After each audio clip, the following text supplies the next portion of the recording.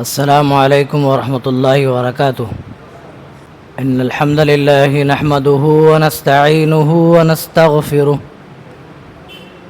ونعوذ باللہ من شرور انفسنا ومن سیئات اعمالنا من يهد اللہ فلا مضل له ومن يضلل فلا هادی له واشهد ان لا الہ الا اللہ وحدہ لا شریک له واشهد ان محمدا عبده ورسوله اما بعد قال الله تبارك وتعالى سيقول السفهاء من الناس ما ولاهم عن قبلتهم التي كانوا عليها قل لله المشرق والمغرب يهدي من يشاء الى صراط مستقيم. محترم حاضرین،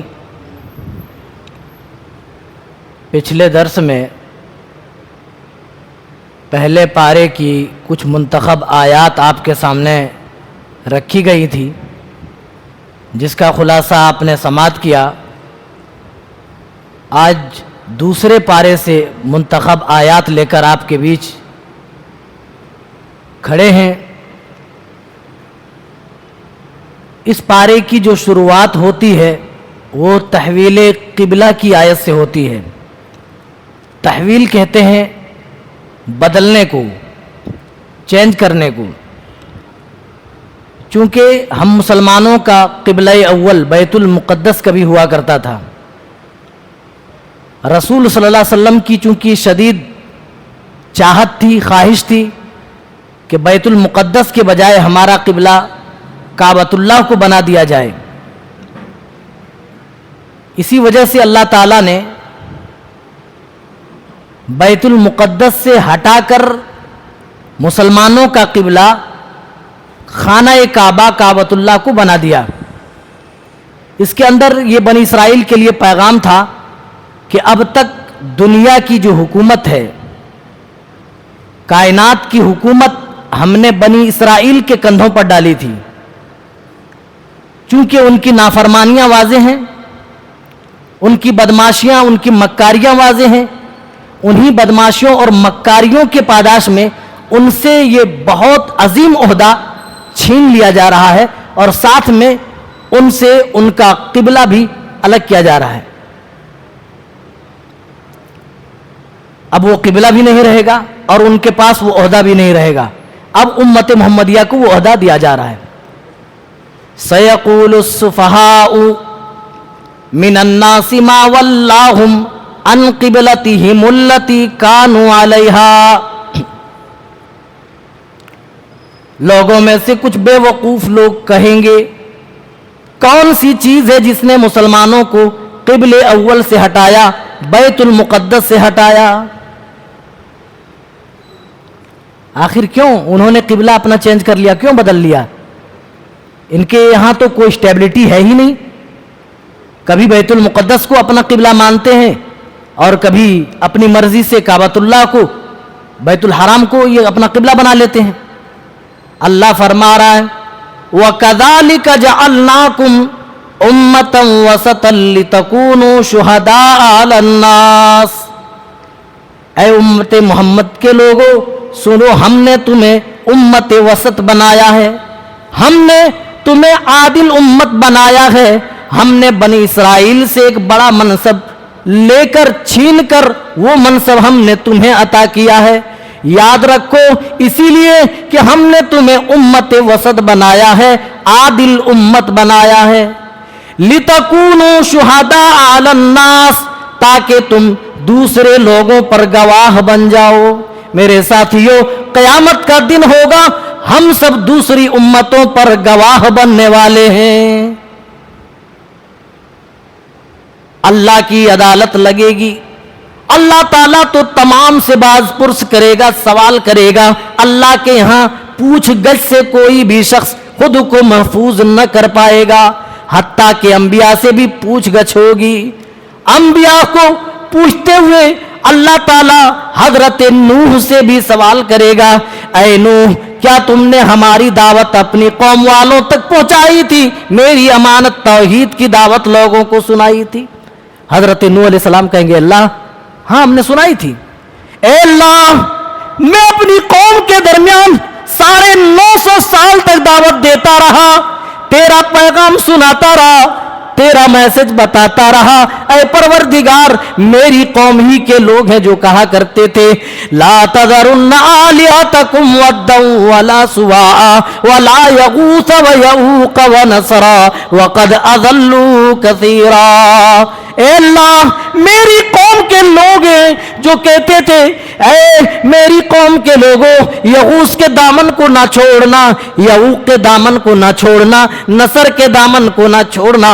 اگر ان معبودوں کے دامن کو تم چھوڑ دو گے تو تم گمراہ ہو جاؤ گے، راہ راست سے بھٹک جاؤ گے۔ اللہ تعالیٰ فرمائے گا اے نوح علیہ السلام گواہ کون ہے؟ گواہ پیش کرو۔ اگر تم واقعی تم نے اپنی امت تک دعوت پہنچا دی ہے تو اپنے دعوے پر ذرا گواہ پیش کر کے بتاؤ۔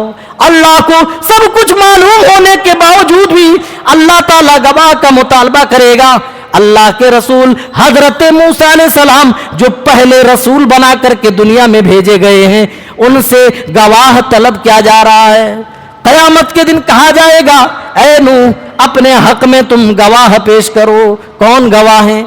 حضرت نوح کہیں گے اے میرے پروردگار میرے گواہ میں حضرت محمد صلی اللہ علیہ وسلم ہیں اور آپ کی امت ہیں۔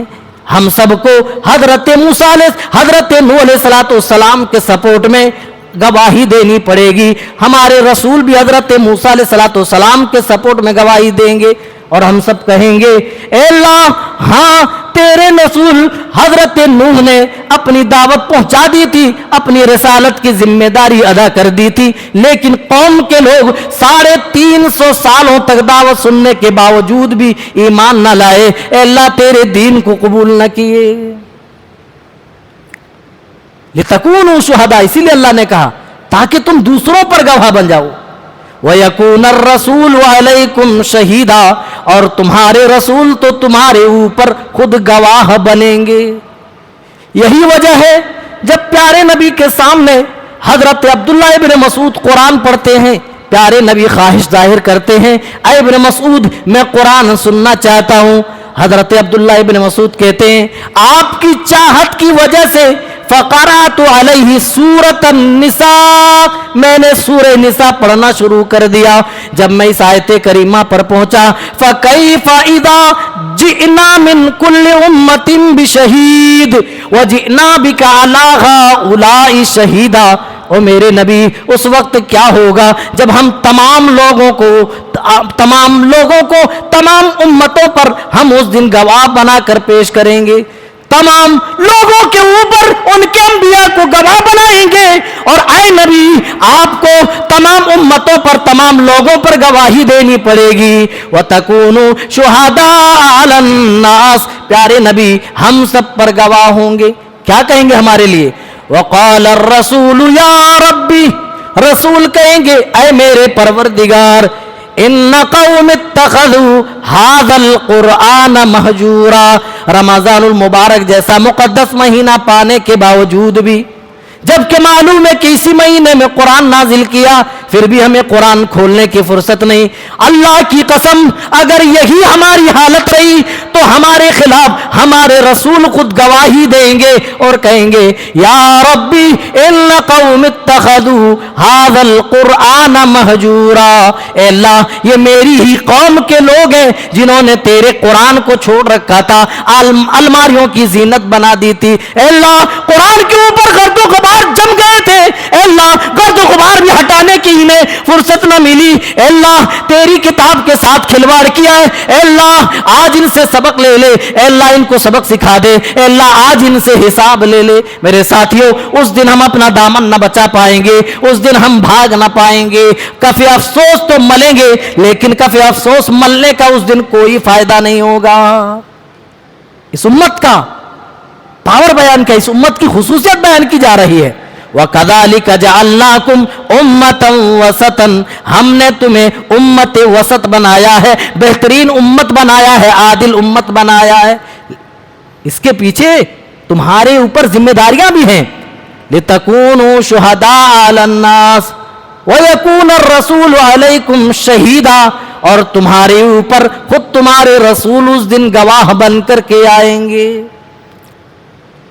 آگے بڑھیے, دوسری آیت دیکھ لیجئے. اللہ تعالیٰ اس کتاب کے بارے میں, قرآن پاک کے بارے میں فرما رہا ہے, الذین آتیناہم الکتاب یعرفونہ کما یعرفون ابناءہم.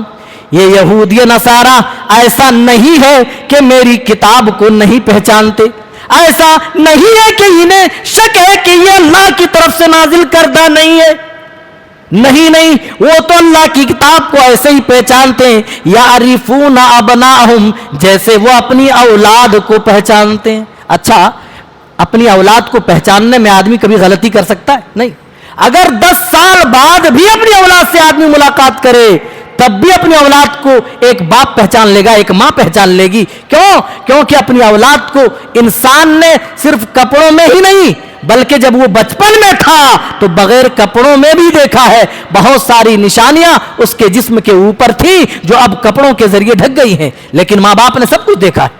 اللہ یہی کہہ رہا ہے, ایسا نہیں ہے کہ میرے قرآن کو یہ پہچانتے نہیں, جانتے نہیں.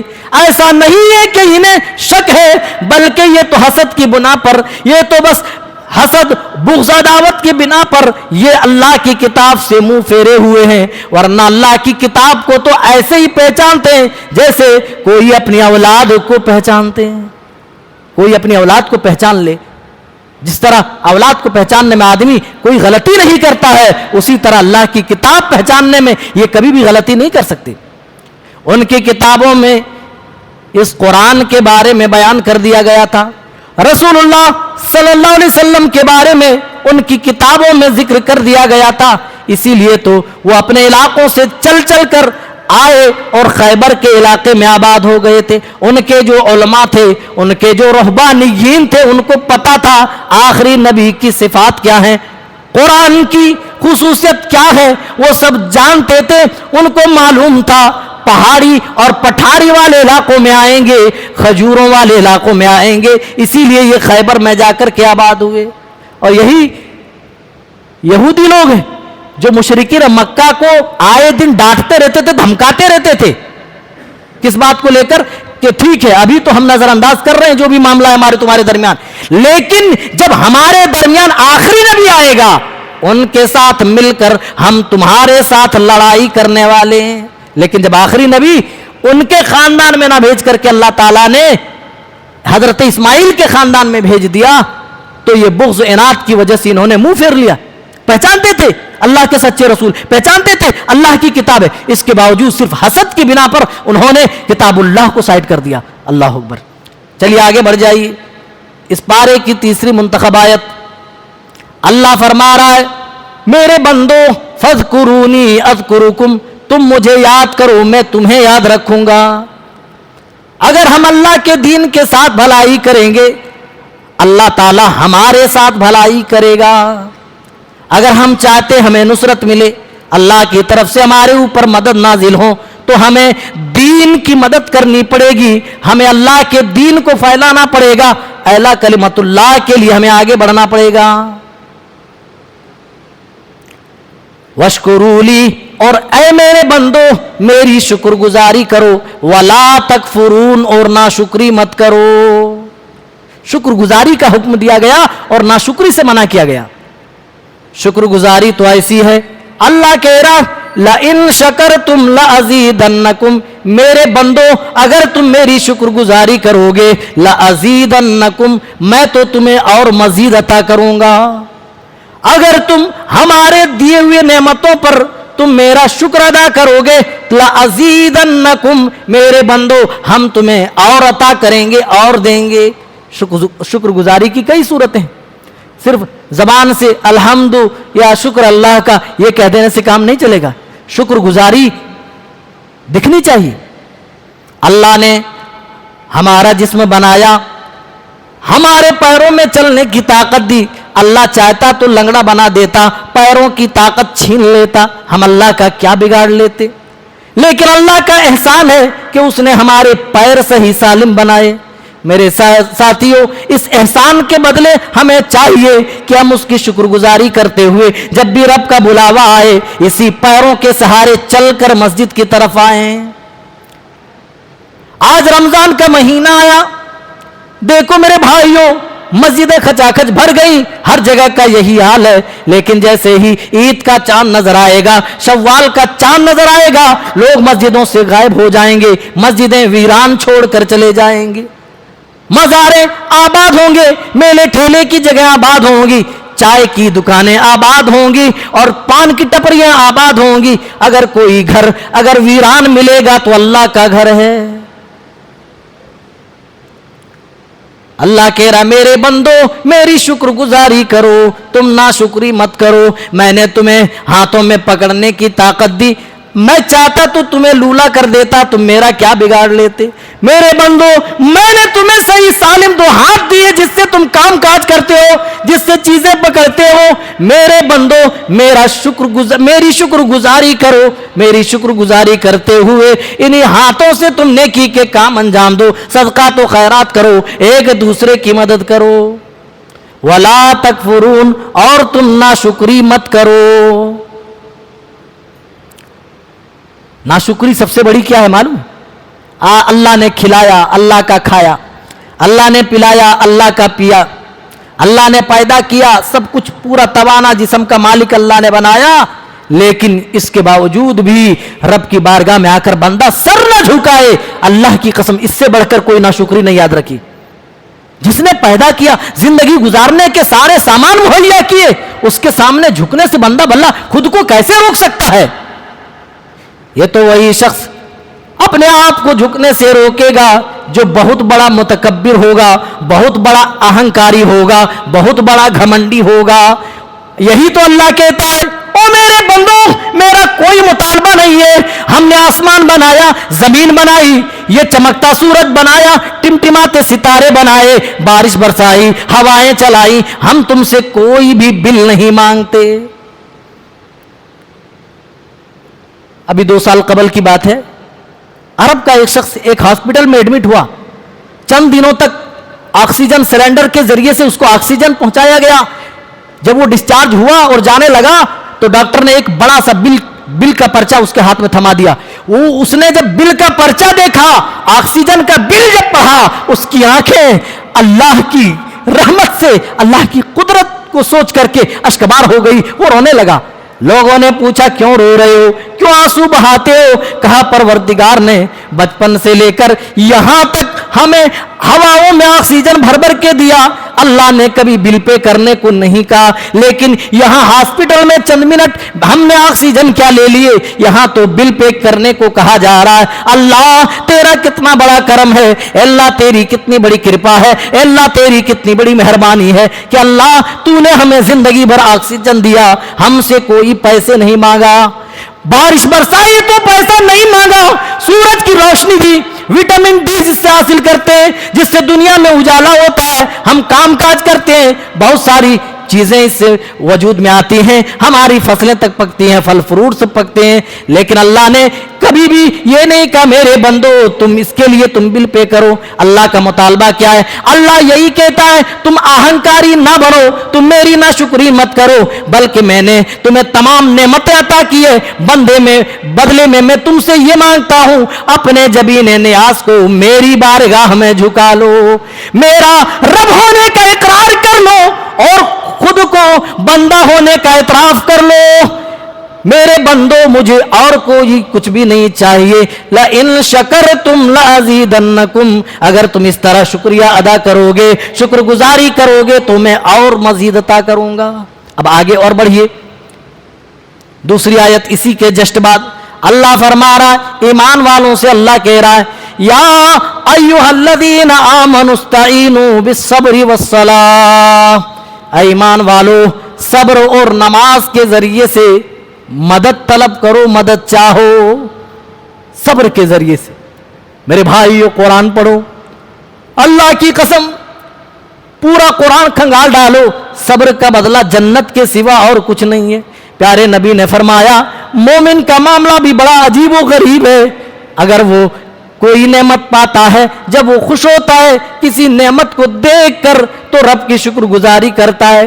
جب اسے تکلیف محسوس ہوتی ہے, جب کوئی دکھ اور کوئی تکلیف اسے رنج پہنچتی ہے تو اس کے پیچھے وہ صبر کرتا ہے. مومن کبھی بھی خالی نہیں جاتا ہے, شکر گزاری کر کے اجر و ثواب کماتا ہے اور آنے والی مصیبتوں پر صبر کر کے وہ ثواب کماتا ہے. مومن دونوں حالتوں میں اللہ کے ہاں اجر کا مستحق ٹھہرتا ہے. نعمت پائی تو اس کے بدلے شکر گزاری, اور شکر گزاری کا بدلہ کیا ہے آپ نے سنا. اور اگر مصیبت آئی, رنج اور تکلیف آئی تو اس پر وہ صبر کرتا ہے. انما الصبر عند الصدمۃ الاولى, پیارے نبی نے فرمایا صبر یہ ہے کہ آدمی پہلی دفعہ ہی صبر کر لے, بعد میں تو آٹومیٹکلی صبر آ ہی جاتا ہے. ایک عورت اپنے بچے کی قبر کے پاس بیٹھ کر کے رو رہی تھی, زار و قطار آنسو بہا رہی تھی. پیارے نبی کا گزر ہوتا ہے, رات کا پہر ہے, پیارے نبی گزر رہے ہیں اور کہہ رہے ہیں اتق اللہ, اے عورت اللہ سے ڈر, اللہ سے ڈر, اللہ کا خوف اپنے اندر پیدا کرو اور جاؤ جاؤ یہاں سے جاؤ, اس طریقے سے تم نہ رو. وہ عورت بھڑک گئی, کہ جنبی تجھے کیا پتا کہ میرے اوپر کون سی مصیبت پہنچی ہے, اگر یہ مصیبت تیرے اوپر پہنچتی تو تو ایسی باتیں نہ کرتا. پیارے نبی بس کہہ کر کے گزر گئے. بعد میں کسی نے بتایا اے عورت وہ نبی, وہ آخری نبی, وہ جناب محمد الرسول اللہ صلی اللہ علیہ وسلم تھے. وہ عورت گھبرا گئی اور پیارے نبی کے دروازے پر آئی اور کہنے لگی یا رسول اللہ, رات میں اندھیرے کی وجہ سے آپ کو پہچان نہ سکی, میں نے آپ کی شان میں گستاخی کر دی. پیارے نبی نے فرمایا کوئی بات نہیں اے عورت, انما الصبر عند الصدمۃ الاولى, صبر یہ ہے کہ انسان پہلی دفعہ ہی صبر کر لے, جب مصیبت پہنچے تب کا تب صبر کر لے, ورنہ بعد میں تو آٹومیٹکلی انسان کو صبر آ ہی جاتا ہے. انسان کا کتنا ہی قریبی کیوں نہ دنیا سے چلا جائے, پہلے تو خوب واویلا مچائے گا لیکن اس کو صبر کرنا پڑے گا مجبوراً. تو اس کا نام صبر نہیں. صبر کا مطلب یہ ہے کہ جب مصیبت پہنچی تب ہی صبر کر لینا. مسجد نبوی میں ایک عورت جھاڑو پوچھے کا کام کرتی تھی, سیاہ فام عورت تھی, کالی عورت تھی, لیکن اس کے اوپر ایک بیماری تھی, اس کے اوپر مرگی کے دورے پڑتے تھے. پیارے نبی کے پاس آئی اور کہنے لگی یا رسول اللہ میں اسی مسجد میں جھاڑو دیتی ہوں, مسجد کی صفائی کا خیال رکھتی ہوں.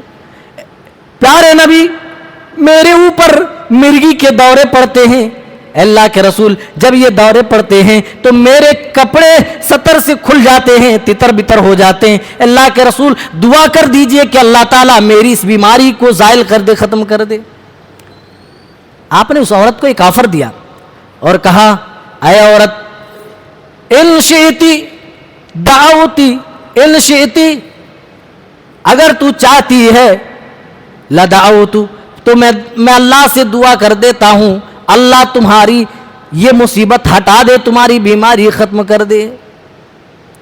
وَإِن شِئْتِ صَبَرْتِ وَلَكِ الْجَنَّةُ, اے عورت لیکن اگر تو اس مصیبت پر صبر کرے تو سن لو کہ اس کا بدلہ تیرے لیے جنت ہے. عورت تھوڑی دیر سوچتی ہے اور اس نتیجے پر پہنچتی ہے, کہتی ہے یا رسول اللہ اگر میرے صبر کرنے پر مجھے جنت مل رہی ہے تو سودا مہنگا نہیں ہے. اللہ کے رسول میں صبر کرنے کو تیار ہوں, مجھے جنت چاہیے. اللہ اکبر, کیسی عورتیں اس دور میں ہوا کرتی تھی. اللہ اکبر, اپنی مصیبتیں اپنی پریشانیاں سب کچھ ہے اپنی جگہ ہے, لیکن جنت مل رہی ہے, بھائی جنت کو کون چھوڑ سکتا ہے. اللہ اکبر. کہتی اللہ کے رسول ہاں میں صبر کروں گی, مجھے جنت چاہیے, لیکن ساتھ میں ایک چھوٹی سی گزارش ہے. پیارے نبی نے کہا اب کون سی گزارش رہ گئی ہے؟ شرم و حیا کا کل تک کیا حال تھا میری قوم کی بیٹیوں ماؤں, ذرا اس سیاہ فام عورت سے عبرت پکڑو. کہتی ہے یا رسول اللہ جب یہ دورے پڑتے ہیں تو میرے سطر کھل جاتے ہیں, میرے کپڑے ادھر ادھر ہو جاتے ہیں. اللہ کے رسول میں نہیں چاہتی کہ کسی اور کی نظر میرے جسم پر پڑے. اللہ کے رسول بس اتنی دعا کر دیجئے جب یہ دورے پڑے تو میرے جسم سے کپڑے الگ نہ ہوں, تتر بتر نہ ہوں, میرے سطر نہ کھلے. آج سطر کھول کر کے ہماری قوم کی عورتیں بازاروں کی زینت بن رہی ہیں, فیشن کے نام پر خود کو برہنہ کر کہ یہ دوسروں کے سامنے عیاں کر رہی ہے، خود کو ظاہر کر کے چل رہی ہیں. اور یہاں کل تک شرم و حیا کا یہ حال تھا، مرگی کے دورے بھی پڑ رہے ہیں، بدلے میں جنت بھی مل رہی ہے، تب بھی کہہ رہی ہے اللہ کے رسول میں صبر تو کروں گی لیکن بس اتنی دعا کر دیجئے جب دورے پڑے تو میرے کپڑے ادھر ادھر نہ ہوں، میرے سطر نہ کھلے. چلیے میرے بھائی آگے بڑھیے، آیتیں بہت زیادہ ہیں، اگر اتنی تفصیل میں جائیں گے تو ساری آیتیں جو ہم لے کر کے آئیں گے وہ آپ کو سنا نہیں پائیں گے. پھر اللہ تعالیٰ انسانی زندگی میں آنے والی آزمائشوں کی بات کرتا ہے.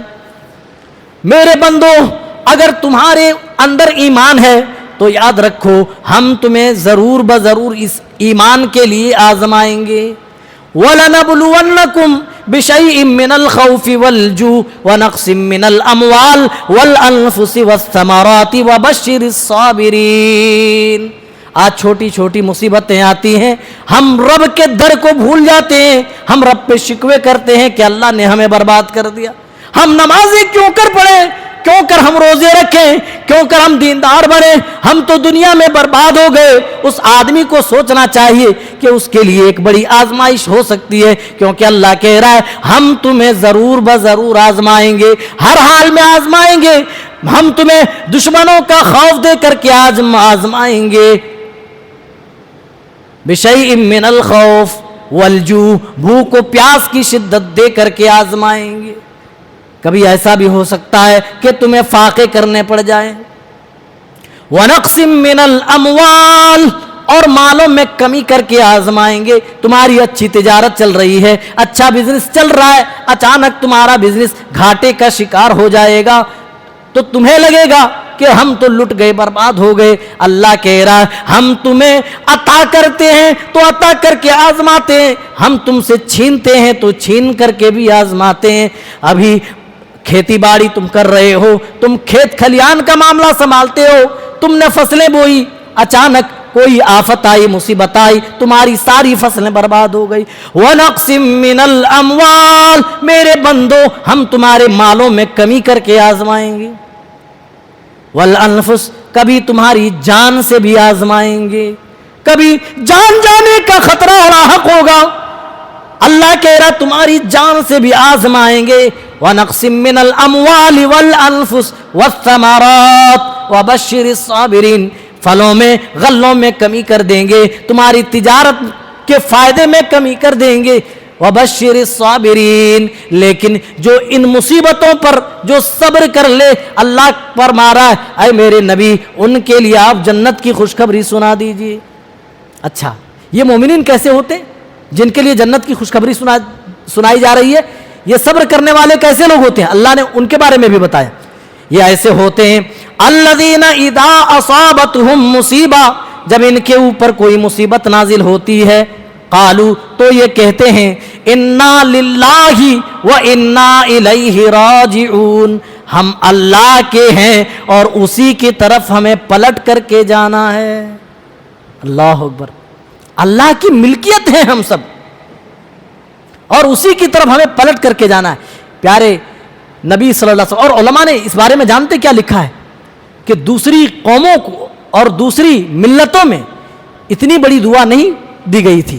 اگر حضرت یعقوب علیہ السلام کو یہ دعا معلوم ہوتی تو حضرت یوسف کے غم میں رو کر کے ہائے یوسف کی رٹ نہیں لگاتے، بلکہ وہ بھی یہی دعا پڑھتے انا للہ و انا الیہ راجعون. کیا مطلب ہوتا ہے؟ ہم اللہ کے ہیں اور اللہ ہی کی طرف ہمیں پلٹ کر کے جانا ہے. یہ دعا ہم کب پڑھتے ہیں؟ جب کسی کی میت کی خبر سن لیں کہ فلاں آدمی کا انتقال ہو گیا، تب ہماری زبان سے نکلتا انا للہ و انا الیہ راجعون، ہے نا. ایک دعا اور پڑھی جاتی ہے مصیبت پر، اللہم اجرنی فی مصیبتی، اللہ میری مصیبتوں پر تو ہمیں اجر دے. اللہ تعالیٰ اس کا نعم البدل عطا کرتا ہے. جو چیز تمہارا نقصان ہو گئی اس سے بہتر چیز اللہ تعالیٰ عطا کر دیتا ہے جب ہم ان دعاؤں کا اہتمام کرتے ہیں انا للہ و انا الیہ راجعون. اللہم اجرنی فی مصیبتی، اللہ ہماری مصیبتوں پر تو ہمیں اجر عطا فرما، ثواب عطا فرما. اور آگے بڑھیے، اللہ تعالیٰ اب کافروں کی بات کر رہا ہے. آج ایمان والوں کا یہ مذاق بنا رہے ہیں. آج ٹی وی کھول کر کے دیکھیے آج نیوز دیکھیے تو پتا چلے گا, کہیں پر داڑھی کا مذاق بنایا جا رہا ہے, کسی ٹی وی ڈیبیٹس میں جنت و جہنم کا مذاق بنایا جا رہا ہے, کہیں پر ایمان والوں کا مذاق بنایا جا رہا ہے, مسلمانوں کے ایمان اور عقیدے کو چھیڑا جا رہا ہے. اللہ کی قسم یہی کافر, اللہ کہہ رہا ان الذین کفروا وماتوا وهم کفار, وہ لوگ جنہوں نے کفر کیا اور اسی کفر کی حالت میں دنیا سے چلے گئے, ایمان نہیں لا سکے. اللہ کہہ رہا اولئک علیہم لعنت اللہ, یہی وہ لوگ ہیں جن پر اللہ کی لعنت ہو. اللہ ان کے اوپر لعنت برساتا ہے. والملائکہ, اور صرف اللہ کی لعنت نہیں برستی ہے, تمام فرشتوں کی بھی لعنتیں برستی ہے. والناس اجمعین, اور تمام لوگوں کی لعنتیں بھی اس پر برستی رہتی ہیں. یہی کافر جو آج ایمان والوں کا مذاق بنا رہے ہیں, اللہ کی قسم قیامت کے دن اگر ان کو اجازت مل جائے کہ تم زمین بھر کر کے سونا اللہ کو دے دو اور اپنا بچاؤ کر لو, زمین بھر کر کے سونا دے دو اور اپنا شمار ایمان والوں میں کرا لو, پیارے نبی فرماتے ہیں یہ زمین بھر کر کے سونا بھی اللہ کی راہ میں دے دیں گوارا کر لیں گے. لیکن اللہ کہہ رہا ہے ان الذین کفروا وماتوا وهم کفار فلن يقبل من احدهم ملء الارض ذهبا. قیامت کے دن اگر یہ لوگ زمین بھر کر کے سونا بھی اللہ کو تحفے میں گفٹ میں دیں, اس کے بدلے کہ انہیں ایمان والوں کے بالمقابل ایمان والوں کی سب میں کھڑے کر دیے جائیں, اللہ کی گرفت سے انہیں بچا لیا جائے, اللہ کہہ رہا ہے فَلَن يُقْبَلَ مِنْ أَحَدِهِمْ, تو ان میں سے کسی کا بھی یہ فدیہ قبول نہ کیا جائے گا. میرے ساتھیوں, آج جو لوگ کفر کی حالت میں ہیں اور اسی کفر کی حالت میں دنیا سے جا رہے ہیں, یاد رکھو ان کے لیے کبھی بھی نجات نہیں ہوگی. کفر کی حالت میں دنیا سے جانا یقیناً ان کے لیے ہمیشہ جہنم ٹھکانہ ہے, یاد رکھیں. اور آگے بڑھیے, اب اللہ تعالیٰ پوری انسانیت کو حلال کھانے کی تعلیم دے رہا ہے. یا ایھا الناس کلوا مما فی الارض حلالا طیبا, اے انسانوں تم پاک چیزیں کھاؤ, حلال چیزیں کھاؤ جو اللہ نے تمہارے لیے پاک بنایا ہے, اللہ نے تمہارے لیے جو چیزیں حلال کی ہیں ان چیزوں کو تم کھایا کرو. وَلَا تَتَّبِعُوا خُطُوَاتِ الشَّيْطَانِ, اور تم شیطان کے نقش قدم پر مت چلو. إِنَّهُ لَكُمْ عَدُوٌّ مُبِينٌ, وہ تو تمہارا کھلا ہوا دشمن ہے. پہلے کیا کہا کہ تم حلال روزی اختیار کرو, حلال مال کھاؤ, اور پھر کہا تم شیطان کے نقش قدم پر مت چلو. پتہ یہ چلا شیطان کی پہلی کوشش ہوتی ہے کہ انسان جو اپنے اندر لقمہ ڈال رہا ہے وہ لقمہ حرام کا ڈلوائے. اسی لیے شیطان انسان کے سامنے دنیا کو مزین کر کے پیش کرتا ہے, دنیا کو خوبصورت بنا کر کے پیش کرتا ہے, اور آدمی دنیا کی زینتوں میں گم ہو جاتا ہے, آخرت کے تقاضوں سے بے خبر ہو جاتا ہے. پھر دنیا کی حرص میں, دنیا کمانے کی لالچ میں آدمی پھر حلال و حرام کی پرواہ نہیں کرتا. پیارے نبی فرما رہے ہیں لَيَأْتِيَنَّ عَلَى النَّاسِ زَمَانٌ لَا يُبَالِ الْمَرْءُ بِمَا أَخَذَ الْمَالِ أَمِنْ حَلَالٍ أَمِنْ حَرَامٍ.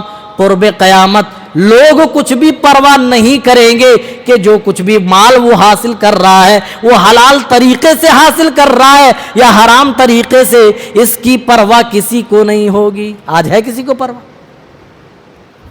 پتہ نہیں کون کون سی کمپنی میں انویسٹ کر رہا ہے فائدے کے لیے, دنیا چمکانے کے لیے, اور ایسے ایسے ایپس آ گئے ہیں جس میں باقاعدہ سٹا لگایا جاتا ہے, جوا کھیلا جاتا ہے. ابھی IPL کا دورہ آئے گا, آپ دیکھ لیجئے, ہمارے نوجوان باقاعدہ جوا کھیلتے ہیں, یہ ٹیم جیت گئی تو لاکھ روپے مل جائے گا, یہ ٹیم ہار گئی تو اتنے روپے چلے جائیں گے. اس طریقے سے جوا اور سٹا کھیلا جاتا ہے.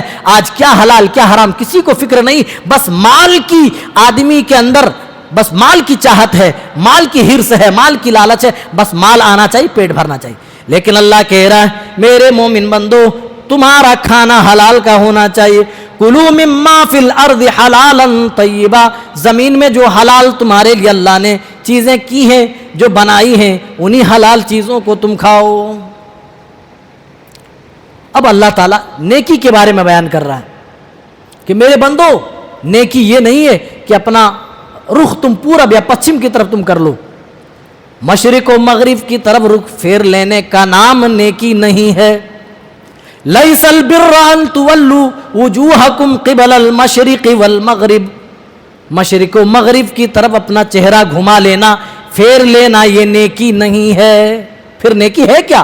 اللہ وہ بیان کر رہا ہے، وَلَٰكِنَّ الْبِرَّ مَنْ آمَنَ بِاللَّهِ وَالْيَوْمِ الْآخِرِ، نیکی یہ ہے کہ تم اللہ پر ایمان رکھو، تم آخرت کے دن پر، قیامت کے دن پر ایمان رکھو، والملائکہ، تم فرشتوں پر ایمان رکھو، والنبیین، تم نبیوں پر ایمان رکھو، وآت المال علی حبہ ذوی القربى، او مال کے پجاریو، اللہ کہہ رہا ہے مال کی شدید محبت کے باوجود ایمان والے نیکیوں کی طلب میں، نیکی کمانے کے لالچ میں یہ اپنے مالوں کو کہاں خرچ کرتے ہیں؟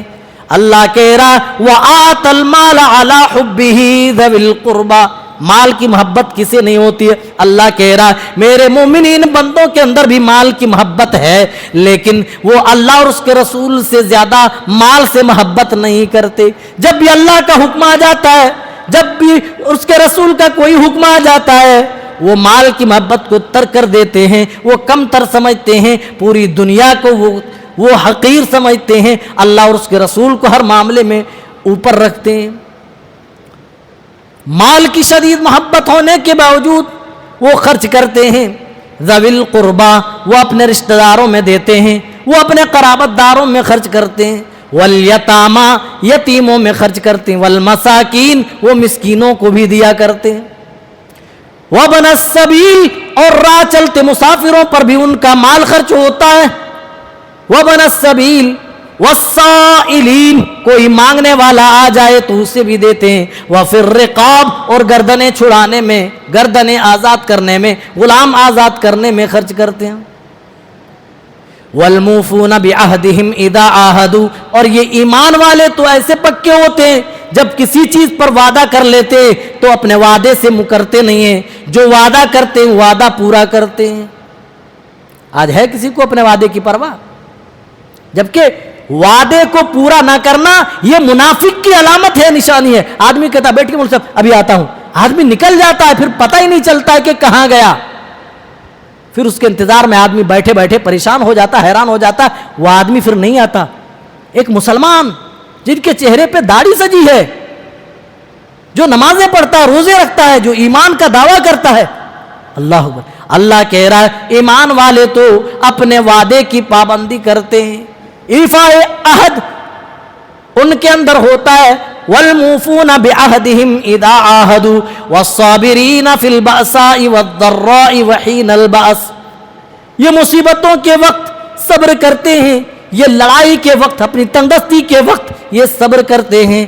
اللہ کہہ رہا اولئک الذین صدقوا، یہی وہ لوگ ہیں جو اپنے دعوے ایمان میں سچے ہیں، واولئک هم المتقون، اور حقیقت میں یہی لوگ پرہیزگار ہیں، حقیقت میں یہی لوگ متقی ہیں، یہی لوگ اللہ سے ڈرنے والے ہیں، جو یہ کام کر لے جن کو اللہ نے گنایا، کہہ رہا یہ نیکی ہے، اور یہ کرنے والے لوگ کون ہیں؟ متقی ہیں، یہ لوگ اپنے دعوے ایمان میں سچے ہیں۔ میرے ساتھیوں، ہمارا بھی دعویٰ ہے کہ ہم مومن ہیں، مسلمان ہیں، لیکن کیا ہم اپنے دعوے ایمان میں سچے ہیں؟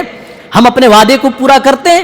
اپنے مالوں کو اللہ کی راہ میں خرچ کرتے ہیں؟ اپنے قرابت داروں میں، رشتہ داروں میں، یتیموں میں، مسکینوں میں، غربا اور مساکین میں کبھی خرچ کرتے؟ نہیں خرچ کرتے ہیں، اور ہم سمجھتے ہیں کہ ہم ایمان والے ہیں۔ میرے ساتھیوں، اگر ایمان والوں کے اوصاف آپ کے اندر نہیں ہے تو اللہ کی قسم لاکھ ایمان کا ڈھنڈورا آپ پیٹیں، آپ ایمان والے نہیں ہو سکتے۔ آگے بڑھیے، اور بہت ساری آیتیں ہیں ابھی۔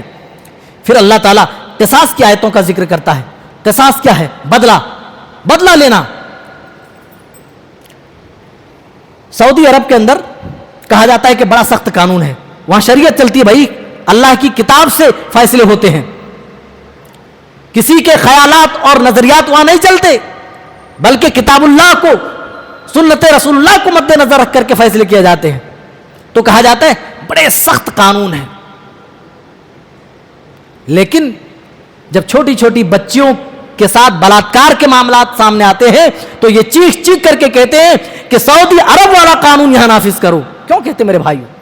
अल्लाह ने तो पहले कह दिया वफिल क़िसास हयातुन या उलिल अलबाब, ए अक्लमंदो, क़िसास के अंदर ही जिंदगी है, क़िसास में ही जिंदगी है। अभी F-16 फाइल आया है, सबका पोल खोल करके रख दिया है। जो लोग औरतों की इज्जत की दुहाई देते थे, जो लोग औरतों की इज्जत का दम भरते थे, औरतों को चढ़ाते थे, वरगलाते थे, आज उन्होंने औरतों के साथ क्या सुलूक किया है F-16 फाइल ने सबका चेहरा सामने वाज़े कर दिया। और अफसोस हमारे मुल्क के बड़े बड़े अफसरान और बड़े बड़े रुऊसा के भी नाम शामिल है। अल्लाह अकबर। ये लोग जो इस्लाम पर कदगल लगाते हुए बातें करते थे, इस्लाम पर ये लोग बातें करते थे, हंसते थे, मजाक बनाते थे, लेकिन इनका चेहरा ऐसा निकला कि शैतान भी देख करके शर्मा गए। छोटी छोटी बच्चियों के साथ इन्होंने रेप किए, वो जराइम अंजाम दिए कि शैतान भी एक मर्तबा करने के लिए उस काम को 100 दफा सोचे, उसके भी पांव डगमगा जाए मेरे भाइयों। लेकिन वो यूरोप के वो शैतान थे जो इस्लाम के बारे में बड़ी बड़ी लंबी बातें और इस्लाम के खिलाफ बातें करते थे, लेकिन उनका कल्चर और उनके किरदार, उनके कैरेक्टर जब खुले लोगों के सामने आए तो भाई सबने उंगलियां अपने दांतों तले दबा ली। मेरे साथियों, बातें बड़ी लंबी जाएगी। अल्लाह कह रहा है वफिल क़िसास हया, क़िसास के अंदर जिंदगी है। क्यों जिंदगी है? किसी ने किसी को मार दिया। अच्छा, सबसे ज्यादा कत्ल कहां होता है? उन ममालिक में कत्ल होते हैं जहां कानून सख्त नहीं है। अब मालूम है आदमी को कि भाई ठीक है मैं मार देता हूं, जेल जाऊंगा, फिर मैं बाहर आ जाऊंगा, फिर उसके बाद भी एक पैरोल नाम की छुट्टी मिलती है, उसका भी फायदा उठा करके बाहर आदमी आ जाए। लेकिन जहां कानून सख्त होगा, याद रखिए जुर्म नहीं होगा। अगर आदमी को इस बात की फिक्र होगी अगर मुझको मार दिया तो बदले में मैं भी मारा जाऊंगा, तो कभी भी वो कत्ल करने की सोचेगा नहीं। अल्लाह यही कह रहा है या अय्युहल्लज़ीना आमनू कुतिबा अलैकुमुल क़िसासु फिल क़त्ला, हमने तुम्हारे ऊपर क़िसास को वाजिब कर दिया है, क़िसास को हमने तुम्हारे ऊपर फर्ज कर दिया है। किसी ने किसी को मार दिया तो मक़तूलीन के वरसा अगर उससे कोई दियत लेकर के चाहें तो माफ कर सकते हैं, या बगैर दियत लिए भी चाहें तो माफ कर सकते हैं। यह मक़तूलीन के वरसा के ऊपर हैं, वो किस तरह से अपने आप को पाते हैं, किस तरीके से अपने आप को रजामंद पाते हैं। जिस तरह वो रजामंद हो जाए, या अगर वो माफ न करें लेकर भी माफ करने को तैयार ना हो, तो उन्हें क़िसास लेने की इजाज़त होगी। वो क़िसास लेंगे, वो बदला लेंगे। मेरे भाइयों, आइए और आगे बढ़िए। अल्लाह ताला ने फिर रोज़े की फ़र्जियत की बात कही है। इंशाअल्लाह खुतबे जुमा में रोज़े की फ़र्जियत से मुताल्लिक़ बातें आएंगी, इसीलिए इस आयत को हम स्किप कर रहे हैं। अगली आयत हम पहुँच रहे हैं। अल्लाह ताला ने रमज़ान के मसाइल बयान करते हुए इसी पारे में दरमियान में एक छोटी आयत जिक्र की। जानते हैं वो आयत कौन सी है? दुआ की आयत है। व इज़ा सअलका इबादी अन्नी फ़इन्नी क़रीब। अल्लाह ने खुद कहा मेरे बंदे मेरे बारे में जब सवाल करें, पूछे अल्लाह कहाँ है, उनसे कह दीजिए फ़इन्नी क़रीब, वो तो निहायत करीब है। उजीबु दावत दाई इज़ा दान, जब कोई पुकारने वाला उसे पुकारता है तो उसकी पुकार को अल्लाह ताला कबूल फरमा लेता है। उसके लबों से भी अल्फाज जुदा नहीं होते, उससे पहले उसका रब उसे कबूल कर लेता है। मेरे साथियों, हम रब के सामने मांगना भूल गए। इन्नल्लज़ीना यस्तकबिरूना अन इबादती, एक जगह अल्लाह ने क्या कहा? जो मेरी दुआ से गुरेज करते हैं, यस्तकबिरूना अन इबादती सयदखुलून जहन्नम दाखिरी, वो अन करीब जहन्नम में जलील होकर, रुसवा होकर के दाखिल किए जाएंगे। जरा गौर कीजिए, लोगों से मांगे तो लोग खफा होते हैं, अल्लाह से ना मांगो तो अल्लाह खफा होता है। ये अल्लाह रब्बुल आलमीन इस तरह बंदों को इनायत करने वाला है। इसके बाद भी हम अल्लाह के सामने हाथ ना फैलाएं, उसके सामने हम ना मांगें, तो भाई बताइए हमसे बढ़कर भी कोई शख्स महरूम हो सकता है? प्यारे नबी सल्लल्लाहु अलैहि वसल्लम ने फरमाया दुआ कभी भी खाली नहीं जाती। इंशाअल्लाह دعا کے بیان میں یہ تمام چیزیں آئیں گی. میں بس اس آیت کے بارے میں بات کرنا چاہتا ہوں. پیارے رسول صلی اللہ علیہ وسلم نے اور خود اللہ تعالیٰ اس آیت کریمہ میں فرما رہا ہے کہ میرے بندو اب تک تمہاری زبان میں وہ صلاحیت نہیں تھی, اب تک تمہارے دل کے اندر وہ تازگی نہیں تھی, اب تم نے روزے رکھ لیے, تراویح کا اہتمام کیا, تلاوت قرآن پاک سے اپنی زبان کو پاک کر لیا, اپنے دل کو منور کر لیا, اپنے دماغ کو روشن کر لیا. اب مانگو, تمہاری زبان میں بھی تاثیر ہے, قلوب و اذہان بھی قرآن و حدیث کی تعلیمات سے منور و مجلہ ہے. اب مانگ کر تو دیکھ. اسی لیے آپ دیکھیں گے اوپر روزے کی فرضیت کا ذکر ہے, نیچے رمضان کے مسائل بیان کیے گئے ہیں, اور بیچ میں ایک چھوٹی سی دعا کا ذکر ہے. علماء نے لکھا ہے اسی لیے کیونکہ رمضان میں آدمی روزے سے ہوتا ہے اور روزہ رکھنے کی وجہ سے اللہ تعالیٰ اس کی زبان کو پاک و صاف کر دیتا ہے. اسی لیے بندے کو اللہ تعلیم دے رہا ہے, بندو اب مانگ کر کے دیکھو تمہاری دعا مقبول ہوگی. چلیے آگے بڑھتے ہیں. اللہ تعالیٰ فرما رہا ہے وَقَاتِلُوا فِي سَبِيلِ اللَّهِ الَّذِينَ يُقَاتِلُونَكُمْ وَلَا تَعْتَدُوا. اے ایمان والو, اے مومنو, ان سے لڑو جو تم سے لڑائی کرتے ہیں. انہی آیات کو لے کر کے ہمارے دشمنان اسلام کے خلاف باتیں بناتے ہیں. اسلام تو لڑنے کی تعلیم دے رہا ہے, اسلام تو مارنے کاٹنے کا پیغام پہنچا رہا ہے. میرے ساتھیوں ذرا غور کرو, قرآن کن سے لڑنے کی بات کر رہا ہے؟ قرآن کہہ رہا وَقَاتِلُوا فِي سَبِيلِ اللَّهِ الَّذِينَ يُقَاتِلُونَكُمْ. تم اللہ کی راہ میں ان سے لڑو جو تم سے لڑتے ہیں. ہاں ارے مکے میں دیکھو نبی کے ساتھیوں کا کیا حال ہے. مکے میں نبی اور نبی کے ساتھیوں کو رہنا دو بھر کر دیا گیا, طرح طرح کی تکلیفیں پہنچائی, طرح طرح کی تکلیفیں پہنچائی, اذیتیں دی, یہ مصیبتیں برداشت کی, لیکن جب حد سے زیادہ ہو گئی تو یہ ہجرت کرنے پر مجبور ہو گئے. پہلے حبشہ کی طرف ہجرت کیے تو وہاں بھی جا کر کے حبشہ کے بادشاہ کو ورگلانے کی کوشش کی. پھر دوبارہ جو ہجرت ہوتی ہے وہ یثرب کی طرف, مدینے کی طرف ہجرت ہوتی ہے, تو وہاں بھی چین سے رہنے نہ دیا گیا. اللہ نے دفاع کا, اللہ نے حکم دیا کہ تم اپنا دفاع کرو, ان سے اب لڑو جو تم سے لڑتے ہیں, جنہوں نے تمہیں اب تمہارے دیار سے نکالا ہے, تمہارے گھر بار سے نکالا ہے, جس نے تم سے تمہاری دولتیں چھین لی, تمہاری اولادیں چھین لی, تمہارے مال چھین لیے. اللہ حکم دے رہا ہے ان لوگوں سے لڑو جنہوں نے تمہارے ساتھ یہ معاملات کیے.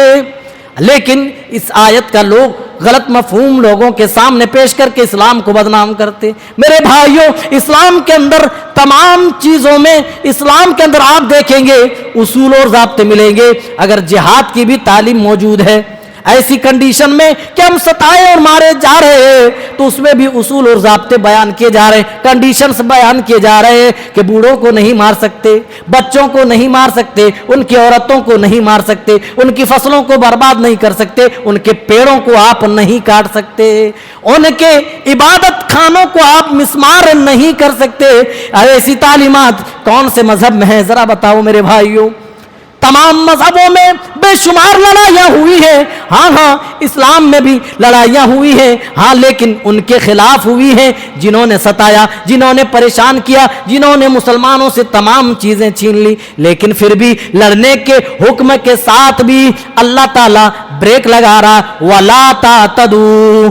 اے میرے مومن بندو, تم حد سے تجاوز نہ کرنا, ہاں حد سے زیادہ تجاوز مت کرنا, کیونکہ ان اللہ لا يحب المعتدین, کیونکہ حد سے بڑھنے والوں کو اللہ تعالیٰ پسند نہیں کرتا. اجازت بھی دے رہا ہے تو لمیٹڈ اجازت ہے. ہاں تمہیں مارا گیا, تمہیں گھر سے نکالا گیا, تمہیں واپس اپنا مال لینے کا اختیار ہے, واپس اپنا گھر و بار لینے کا اختیار ہے, لیکن وہیں تک جہاں تک تم ستائے گئے ہو اس سے زیادہ تم زیادتی نہ کرنا, کیونکہ اللہ تعالیٰ زیادتی کرنے والے کو پسند نہیں کرتا. اور آگے بڑھیں. اب اللہ تعالیٰ ایمان والوں کو مکمل طور پر اسلام کے اندر داخل ہونے کی تعلیم دے رہا ہے. یا ایھا الذین آمنوا ادخلوا فی السلم کافہ, اے ایمان والو آ جاؤ, پورے کے پورے طور پر اسلام کے اندر داخل ہو جاؤ, پورے کے پورے اسلام کے اندر آ جاؤ. آدھا تتر آدھا بٹیر, جو چیز ہمیں اچھی لگی اس کو مان لیے, جو چیز اچھی نہیں لگی ترک کر دیے, چھوڑ دیے. یہ تو یہودیوں کی طرح معاملہ ہو گیا. यहूदी, जिनके बारे में अल्लाह कह रहा है अफतुमिनून बिबाज़िल किताबि व तकफुरून बिबाज़, तुम किताब के बाज़ हिस्से पर तो ईमान रखते हो लेकिन बाज़ के तुम मुनकिर हो। मेरे साथियों, इसी तरह हमारा हाल है। दीन की जो बातें हमें अच्छी लगती हैं उन बातों को तो हम ले लेते हैं, मान लेते हैं, लेकिन जो बातें हमारी तबीयत पर नागवार गुजरती हैं उन बातों को हम नजरअंदाज कर देते हैं। अल्लाह कह रहा मेरे बंदो तो ऐसा नहीं चलेगा, बल्कि खिरत को जुनू जुनू को खिरत न बनाओ, बल्कि तुम मुकम्मल तौर पर इस्लाम के सांचे में ढल जाओ। सिबगत अल्लाह व मन अहसनु मिनल्लाहि सिबगा, अल्लाह के रंग में रंग जाओ, इस्लाम के अंदर आ जाओ, मुकम्मल इस्लाम के कवानीन की पाबंदी करो। ये भी चलेगा, ये भी चलेगा, इधर गए तो उधर हो गए, उधर गए तो इधर हो गए, वहां गए तो उस जैसा हो गए, यहां आए तो यहां जैसा हो गए। कहते हैं ना, जैसा देश वैसा भेष। इस्लाम में ऐसा नहीं है। मुसलमान एक ही शक्ल में रहता है। मुसलमानों की मुख्तलिफ शक्लें नहीं होती हैं, याद रखिए। मुसलमान जो सामने होता है वो बातिन में भी होता है। मुसलमान का जो जाहिर वही बातिन, जो बातिन वही जाहिर होता है। मुसलमान दो रूप वाला नहीं होता है कि अंदर कुछ और बाहर कुछ।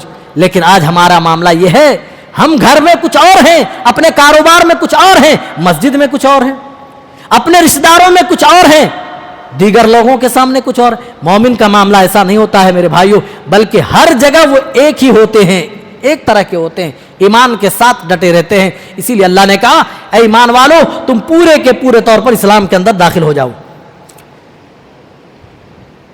अब निकाह की बात अल्लाह ताला कह रहा है मोमिन मर्दों से, वला तनकिहुल मुशरिकाति हत्ता युमिन्न वला अमतुम मुमिनतुन खैरुम मिन मुशरिकतिन वलौ आजबतकुम। ऐ ईमान वाले नौजवानों, तुम मुशरिका औरतों से, काफिरा औरतों से निकाह ना करो जब तक वो ईमान ना लाए। आज इश्क के चक्कर में, आज मोहब्बत के चक्कर में इस सोशल मीडिया और मोबाइल ने इतना करीब कर दिया है कि चंद मिनटों में किसी से मोहब्बत हो जाती है और चंद मिनटों के बाद ब्रेकअप के भी मामला सामने आते रहते हैं। कॉलेज और यूनिवर्सिटियों का हाल देख लीजिए, आज मोहल्लों का और शहरों का हाल देख लीजिए। लम्हों में किसी से प्यार हो जाता है, लम्हे में कोई किसी के साथ फरार हो जाता है। ओ मेरे साथियों, कितनी ऐसी औरतों के वाकयात मिलते हैं जिन्होंने अपने 5 बच्चे 6 बच्चों को छोड़ दिया और गैरों के साथ फरार हो गई।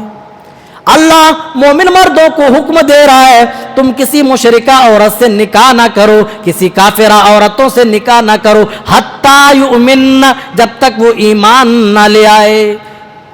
वला अमतुम मुमिनतुन खैरुम मिन मुशरिकतिन वलौ आजबतकुम, और एक मोमिना औरत जो माल के मामले में अपने मकाम मनसब के एतबार से बहुत छोटी है, गुलाम है, बांदी है, अल्लाह की कसम वो बांदी उन काफिरा औरतों से बेहतर हैं जो बड़े बड़े ओहदों पर हैं। और अल्लाह ताला यही हुक्म औरतों के ताल्लुक से, लड़कियों के ताल्लुक से भी दे रहा है, वला तुनकिहुल मुशरिकीन हत्ता युमिनू, तुम अपनी लड़कियों की शादी मुशरिकीन मर्दों से, काफिरीन मर्दों से ना कराओ यहां तक कि वो ईमान ले आए। वला तुम मुमिनुन खैरुम मिन मुशरिकिन वलौ आजबकुम, अगरचे कोई गुलाम हो लेकिन उसके अंदर ईमान हो, तो अल्लाह कह रहा है अल्लाह की कसम कोई गैर ईमान वाला बादशाह भी हो तो उससे एक ईमान वाला गुलाम बेहतर है। आज कॉलेज में पढ़ रही है, स्कूल में पढ़ रही है, गैर मुस्लिम से थोड़ी आमने सामने कुछ बातचीत हो गई, कुछ मदद कर दी, सामने कुछ कापी दे दी, तो इसी वजह से मोहब्बत हो गई। आज तो लम्हों में प्यार हो जा रहा है मेरे साथियों। और ये कहा जाता है मोहब्बत अंधी होती है, ये कह करके ये मुस्लिम बेटियां गैरों के यहाँ जा रही हैं। अल्लाह की कसम उनके गार्जियनों को अल्लाह ताला पैगाम दे रहा है, वला तुनकिहुल मुशरिकीन हत्ता युमिनू, तुम मुशरिकों से अपनी बेटियों का निकाह ना कराओ, यानी तुम इस तरीके से तुम संभाल करके पाबंदी के साथ रखो कि उन्हें इन तमाम चीजों का मुकल्लफ बनाओ, उन्हें दीन समझाओ, उन्हें ईमान का महत्व बताओ, उन्हें दीन सिखलाओ, दीन के बारे में शिक्षा दो, उन्हें जानकारी दो। ये सब जानकारियां ना होने की वजह से غیروں کے ساتھ بھاگ جاتی. اگر ان کو پتہ ہو جائے کہ اس کی جو ارتداد ہے وہ ارتداد اس کے اعمال کو بگاڑنے کے لیے کافی ہے, جتنے بھی نیک اعمال ہوں گے اللہ کی قسم سب اکارت ہو جائیں گے, برباد ہو جائیں گے. کیا کوئی شخص ایمان قبول کرنے کے بعد بھی ایمان سے پھرتا ہے؟ لیکن کتنی ایسی لڑکیاں ہیں اس ملک میں جو غیروں کے ہاں چلی گئی. میرے ساتھیوں, کہیں نہ کہیں ہمارے اندر بھی خامیاں ہیں. انشاءاللہ کبھی موقع رہا تو ان خامیوں پر باتیں ہوں گی, اور بہت زیادہ باتیں ہوں گی انشاءاللہ. ہمارے اندر خامیاں ہیں. چلیے آگے بڑھیے. اللہ کہہ رہا ہے للذین یؤلون من نسائہم تربص 4 اشہر. اس کے بعد بس ایک آیت بچی ہے. بہت ساری آیتیں چھوڑنی پڑتی ہے بیچ میں, کیا کریں, رمضان کا مہینہ ہے, سونا بھی ہے اور بھی دوسرے کام ہیں. ان لوگوں کے بارے میں جو اپنی بیویوں سے الا کرتے تھے. الا کیا ہوتا ہے؟ وہ لوگ اپنی بیویوں کے بارے میں قسم کھا لیتے تھے کہ اپنی بیوی سے نہیں ملیں گے, اور وہ جھلا کر کے رکھتے تھے, لٹکا کر کے رکھتے تھے. لٹکا کر ایسے نہیں کہ پنکھے سے باندھ دیتے تھے, لٹکا کر کے مطلب نہ طلاق دیتے تھے اور نہ ہی ان سے ملتے تھے, بلکہ ان سے الگ تھلگ ہو جاتے تھے. اس کو کہتے ہیں الا کرنا. تو اللہ نے اس کے لیے قانون بنایا, للذین یؤلون من نسائہم تربص 4 اشہر. جو لوگ اپنی عورتوں سے الا کرتے ہیں ان کے لیے 4 مہینوں سے زیادہ رکنے کی اجازت نہیں ہے. تربص 4 اشہر فإن فاؤوا فإن اللہ غفور رحیم. اگر وہ مل جائیں, میل ملاپ کر لیں, تو اللہ تعالیٰ عفو درگزر کرنے والا, معاف کرنے والا. اللہ نے لمیٹیشن لگا دی کہ صرف 4 مہینے تک, اس سے زیادہ تم اپنی بیوی کو لٹکا کر نہیں رکھ سکتے. ایسا کیا جاتا تھا, بیوی سے الگ ہو جاتے تھے, طلاق بھی نہیں دے رہے اور انہیں صحیح سے رکھ بھی نہیں رہے, بیوی بنا کر عزت کے ساتھ رکھ بھی نہیں رہے. الا, اسی کو کہتے الا کرنا. وَإِنْ عَزَمُوا الطَّلَاقَ, اللہ کے راہ اگر تم نے طلاق کی نیت کر لی ہے, طلاق کا منصوبہ بنا لیا, وَإِنْ عَزَمُوا الطَّلَاقَ فَإِنَّ اللَّهَ سَمِيعٌ عَلِيمٌ, تو اللہ تعالیٰ سننے والا اور جاننے والا ہے. اگر تم طلاق کا ارادہ رکھتے ہو تو تم طلاق دے دو اور عزت کے ساتھ اس عورت کو اپنے گھر بھیج دو, اس کو اس کے گھر بھیج دو عزت کے ساتھ, اس کو لٹکا کر کے مت رکھو. آج طلاق کے مسائل, اللہ اکبر, سپریم کورٹ کو اس پر ہتھوڑا چلانا پڑا. ہم لوگ کہتے رہے بھائی 3 طلاق ایک مجلس کی ایک ہی واقع ہوتی ہے, لیکن مسلکی تعصب کی وجہ سے یہ فیصلہ اس طریقے سے ہوا کہ نہیں بھائی, آدمی نے طلاق طلاق طلاق کہہ دی تو طلاق ہو گئی.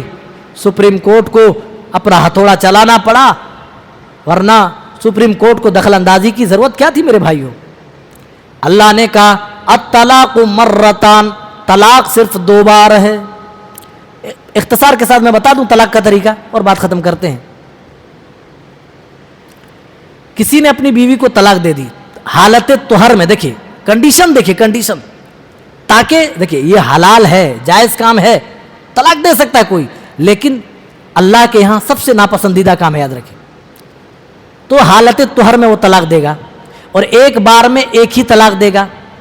اچھا 2-3 کیوں نہیں دے سکتا بھائی؟ جب ایک ہی گولی میں شکار مر جائے تو 2-3 گولی برباد کرنے کا بھائی کیا فائدہ ہے؟ بے وقوف ہے نا کہ ایک گولی میں شکار گر گیا پھر بھی وہ گولی پہ ٹھائیں ٹھائیں ٹھائیں مارتے جا رہا ہے, بے وقوفی ہوگا نا کہ اپنی گولی برباد کرے گا. تو وہی ہے کہ ایک طلاق آپ نے دے دی, آپ بیوی سے الگ ہو گئے, بیوی آپ سے الگ ہو گئی, بیوی عدت میں چلی گئی. کتنی عدت ہے کوئی بتائیں گے؟ نہیں 4 مہینے جو لوگ جن کے شوہر انتقال ہو گئے ان کی ہے.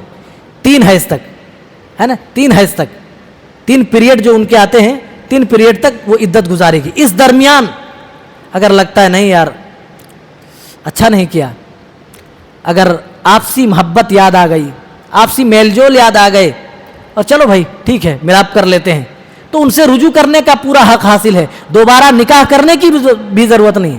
طلاق دے دی, عدت میں آپ الگ ہو گئے, عورت الگ ہو گئی, عدت میں ہے 3 مہینے تک.